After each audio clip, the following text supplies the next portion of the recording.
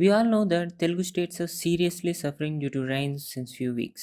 Especially most developed cities like Hyderabad are facing flash flooding in many areas. This led to death of tens of people and still many are homeless. Everyone in India are wondering why this metropolitan city has faced this kind of serious issue. There are perfect reasons for this situation.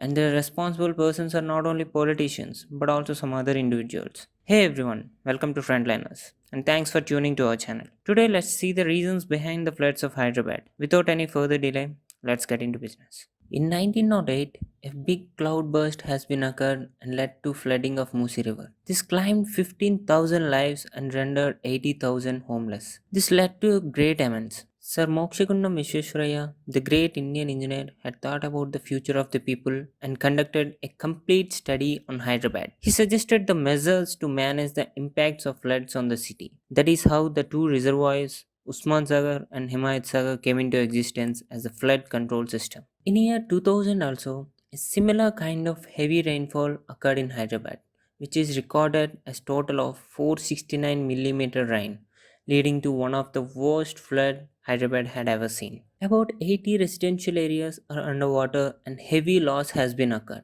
After this, of course, many committees were formed, reports were submitted and review meetings were held, but which led to nothing as usual. The population of Hyderabad in 1908 is 4.5 lakhs and in 2000 it is 60 lakhs. According to Unique Identification Aadhaar India, the population of Hyderabad in 2020 is around 4 crores. So here we find a serious problem. The population of Hyderabad is increasing exponentially and the plans that are made for severity management are the oldest ones. The city is being updated in every single aspect, like getting food delivered in 15 minutes and getting an Amazon order in 12 hours. But the most basic need and required things are being neglected, which are to be updated. Along with this, the drainage system of Hyderabad in most of the areas is horrible.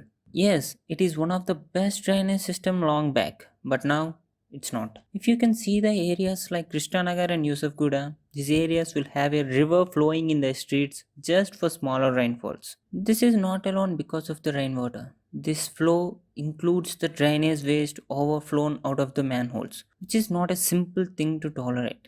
Long back, our drainage system has been designed based on then population and their wastage output estimation. And it is designed to cater 12 millimeter per hour rainfall intensity, which is not at all sufficient for nowadays rainfall.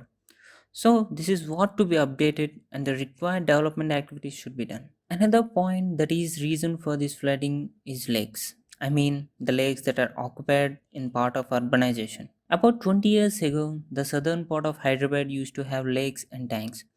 Yarragunta, Jalapalli, Udmasagar, and Pallecheruvu were just a series of interconnected lakes bound by rocks and natural terrain. As in summer, the lakes will not be much filled. The dry area is occupied and used for construction of plots, and also some of the parts of the lakes are used by the government to build housing colonies for the poor people. This led to shrinking of lakes. That is why during rainfall, the lakes overflow and the water comes into the streets. These lakes are built with a primary motto of handling the heavy rainfall situations.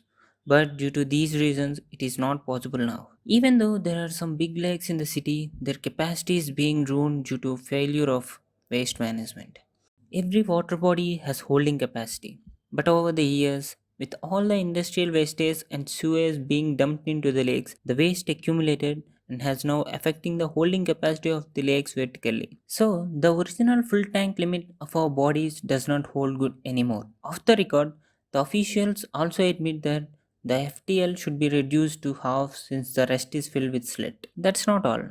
Even the feeder channel which used to bring the stormwater to lakes have been reduced to drainage pipes which dump garbage and chemical waste into them. Even though many laws are being introduced for this waste management, they are not being followed in a perfect manner. For example, take the separation of dry waste and wet waste technique. We see many dustbins in the cities separating the both and even public also maintaining two dustbins at their home for this. But there are some news that both the waste are collected together and are dumping them together. So the required dams are to be taken for development of the drainage system and also the disaster management system. In future, we may encounter bigger storms than this, which may cost many lives. It is very advisable to act before our water bodies die and we drown. That's all for the video, guys. If you like the content, give it a thumbs up and also share it with your friends. Please don't forget to subscribe, Frontliners.